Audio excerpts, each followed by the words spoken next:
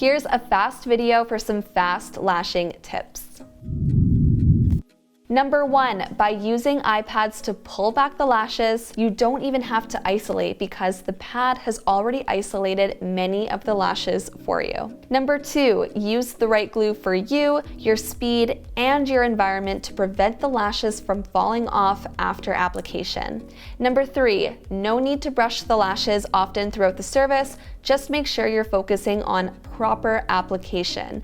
I check from the side to make sure that the lashes are fully secured. Number 4, use pre-made fans or crystallized fans if you're in a rush, even if you're a handmade volume artist. Number 5, never skip out on pre-service treatments such as lash bathing and priming. This preps the lashes so the glue will connect better and faster. We hope you liked this short and sweet video. If you did, like, comment, and subscribe to our channel, and we'll see you on the next one.